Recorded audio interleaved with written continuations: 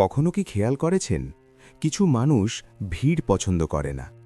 হাসি ঠাট্টা, আড্ডা, কোলাহল থেকে তারা ধীরে ধীরে দূরে সরে যায়। তারা একা থাকতে ভালোবাসে। সমাজ ভাবে, ও একা কেন, ওর কেউ নেই নাকি? কিন্তু সত্যিটা খুব আলাদা। ওরা একা নয়, ওরা শিবের সঙ্গে থাকে। আজ আমরা জানব শিব ভক্ত কেন একা থাকতে পছন্দ করেন। এই একাকিত্ব কি দুঃখের, নাকি এটা এক গভীর আশীর্বাদ? এই ভিডিওটি শেষ পর্যন্ত শুনবেন, কারণ অনেক উত্তর পাবেন নিজের জীবনের। শিব নিজেই একাকিত্বের প্রতীক। মহাদেব কোথায় থাকেন? রাজপ্রাসাদে নয়, সোনার সিংহাসনে নয়। তিনি থাকেন শ্মশানে, কৈলাসের নিঃসঙ্গ চূড়ায়, নীরব বরফের মাঝে। শিব কখনো ভিড় চাননি, তিনি কখনো বাহুল্য ভালোবাসেননি।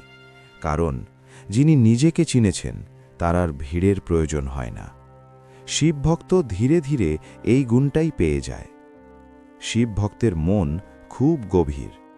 সব মানুষ ওপরের দিক দিয়ে কথা বলে, হালকা কথা, হালকা সম্পর্ক। কিন্তু শিব ভক্তের মন সমুদ্রের মতো। সবাই সেখানে নামতে পারে না, আর যারা নামতে পারে না তাদের সঙ্গে শিব ভক্ত চুপচাপ দূরে থাকে। কারণ শিব ভক্ত জানে সবাই বোঝার জন্য নয়, এই না বোঝা থেকেই আসে একাকিত্ব।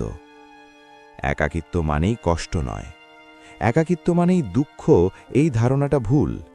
কিছু একাকিত্ব আসে ভেঙে যাওয়া থেকে, আর কিছু একাকিত্ব আসে জেগে ওঠা থেকে। শিব ভক্ত যখন একা বসে, সে আসলে নিজের ভিতরে প্রবেশ করে। চোখ বন্ধ করলে সে শোনে ডমরুর শব্দ, সে অনুভব করে শিবের উপস্থিতি। এই একাকিত্বে কষ্ট নেই, আছে শান্তি। শিব ভক্ত অনেক আঘাত সহ্য করে। শিব ভক্ত খুব সহজে বিশ্বাস করে, আর তাই খুব বেশি আঘাত পায়। কথায় কষ্ট পায়, মানুষে কষ্ট পায়, অবহেলায় কষ্ট পায়। কিন্তু সে অভিযোগ করে না, কারণ সে জানে শিব সব দেখছেন।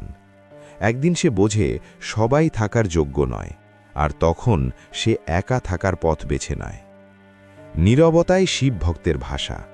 শিব কথা বলেন না, তিনি অনুভব করান। শিব ভক্তও তাই, বেশি কথা বলে না। তার নীরবতার মধ্যে লুকিয়ে থাকে অনেক কান্না, অনেক প্রার্থনা, অনেক অশ্রু। রাতে যখন সবাই ঘুমায়, শিব ভক্ত তখন চোখ ভিজিয়ে বলে, হে মহাদেব, আর কাউকে বলার শক্তি নেই, তুমি আছো, এইটুকুই যথেষ্ট। শিব ভক্ত একা থাকে কারণ সে আলাদা। সবাই সংসার চায়, সে শান্তি চায়। সবাই শব্দ চায়, সে নীরবতা চায়। সবাই প্রমাণ চায়, সে বিশ্বাস চায়।